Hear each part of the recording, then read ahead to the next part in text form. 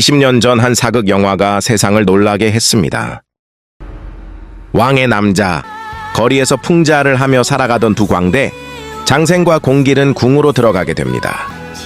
아름답고 섬세한 공길에게 연산군은 점점 집착하게 되고 군간의 권력과 광기는 두 사람의 운명을 흔들기 시작합니다. 그리고 왕 앞에서도 웃음을 멈추지 않았던 광대들은 결국 가장 슬픈 이야기를 남기게 됩니다. 그리고 20년 뒤 왕과 사는 남자, 조선의 어린 왕 단종. 권력 다툼 속에서 왕위를 빼앗긴 그는 영월로 유배를 떠나게 됩니다. 그리고 그곳에서 촌장 어뭉도와 마을 사람들을 만나게 됩니다. 처음엔 마음의 문을 닫고 있던 단종은 조금씩 사람들의 따뜻함을 느끼기 시작합니다. 하지만 모두가 알고 있던 비극의 역사 속에서 그들의 시간 역시 마지막을 향해 흘러갑니다. 왕의 남자와 왕과 사는 남자, 두 작품의 공통점을 이야기해 보겠습니다. 첫 번째, 입소문으로 완성된 천만 신드롬. 그 작품 모두 처음부터 압도적인 기대작은 아니었습니다. 하지만 관객들의 반응은 점점 커져갔습니다. 그리고 결국 사람들의 마음이 천만 관객을 만들었습니다. 억지 화제성이 아니라 감정의 여운이 관객들을 다시 극장으로 불러냈습니다. 두 번째, 20년을 이어온 배우 유해진. 그리고 두 작품을 이어주는 또 한 명의 배우, 바로 유해진입니다. 지금은 국민 배우라 불리지만 그의 시작은 쉽지 않았습니다. 평범하지 않은 외모 때문에 주변에서는 배우의 길을 반대하기도 했습니다. 작은 극단 생활부터 시작해 무대와 단역을 오가며 긴 시간을 버텼습니다. 누구도 흉내낼 수 없는 유해진만의 연기가 만들어졌습니다. 능청스러운 웃음 속에서도 광대의 슬픔이 느껴졌습니다. 그리고 20년 뒤에 왕과 사는 남자에서 그는 이야기의 중심이 됩니다. 유해진이 연기한 엄흥도는 권력의 인물이 아니었습니다. 하지만 누구보다 사람을 아끼는 인물이었습니다.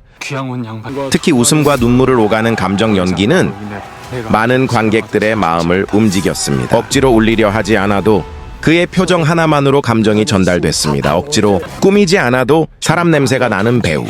수많은 천만 영화의 중심에는 늘 유해진이 있었습니다. 그리고 이제 그는 대상까지 수상한 배우가 되었습니다.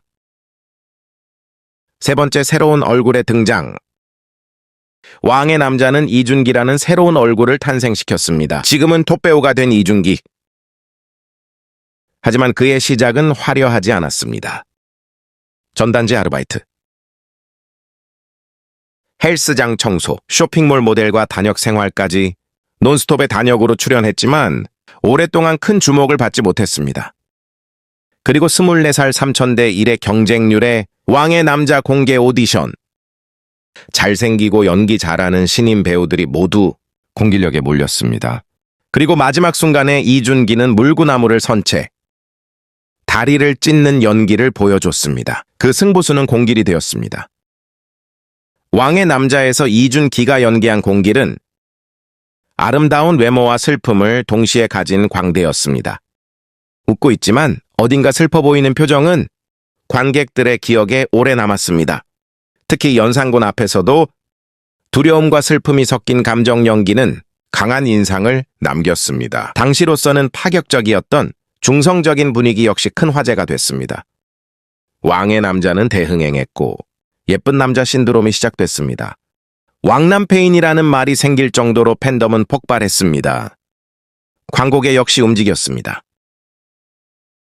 특히 미녀는 성류를 좋아해 광고는 단기간 100억 매출로 엄청난 화제를 모았습니다.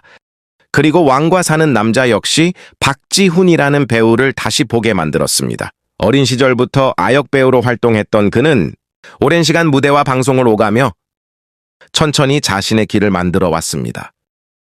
그리고 많은 사람들은 워너원 시절의 박지훈을 기억합니다. 내 마음속의 저장이라는 유행어와 함께 폭발적인 인기를 얻었고 프로듀스 101 시즌이 최종 2위로 국민적인 사랑을 받았습니다. 하지만 그는 아이돌이라는 이미지에 머무르지 않았습니다. 드라마 약한 영웅에서 보여준 연기는 많은 사람들을 놀라게 했습니다. 폭발적인 반응이 이어졌고 광고와 팬덤 역시 빠르게 커져갔습니다. 그 연기를 눈여겨본 사람이 바로 장항준 감독이었습니다. 박지훈은 체중까지 감량하며 인물의 분위기에 몰입했습니다. 2달 동안 매일 사과 1개로 버텼다고 할 만큼 철저하게 자신을 바꿔갔습니다. 그렇게 완성된 단종은 슬픔과 두려움을 품은 너무도 인간적인 왕이었습니다. 화려한 감정 표현보다 조용한 눈빛과 흔들리는 표정 하나로 관객들의 마음을 울렸습니다. 그래서 사람들은 말했습니다. 정말 단종 같았다고. 광고와 팬덤 역시 빠르게 커져갔고 사람들은 또 하나의 스타 탄생을 이야기하기 시작했습니다. 4번째, 사랑보다 깊었던 브로맨스. 대부분의 영화와 드라마는 남녀의 사랑을 이야기합니다. 하지만 왕의 남자와 왕과 사는 남자는 조금 달랐습니다. 두 작품의 중심에는 서로를 이해하는 남자들의 관계가 있었습니다. 왕의 남자에서 장생과 공길은 서로를 지키려 했습니다.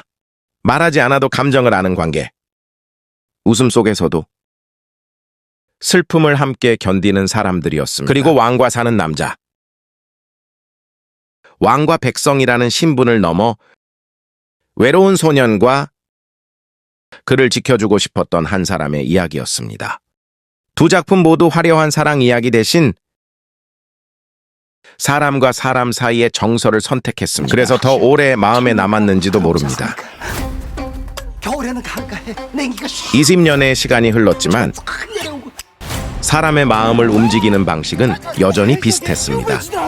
그래서 사람들은 왕과 사는 남자에서 왕의 남자를 떠올렸는지도 모릅니다. 5번째, 왕보다 사람을 보여준 사극. 두 작품은 모두 왕의 이야기를 다루고 있습니다. 하지만 진짜 중심에는 왕 곁에 사람들이 있었습니다. 광대의 시선으로 바라본 연산군, 백성의 시선으로 바라본 단종으로 권력 중심이 아니라 사람의 감정을 보여줬기에요. 더 오래 기억되는 사극이 되었습니다. 감당할 수 있겠느냐? 여러분은 또 어떤 공통점을 느끼셨나요?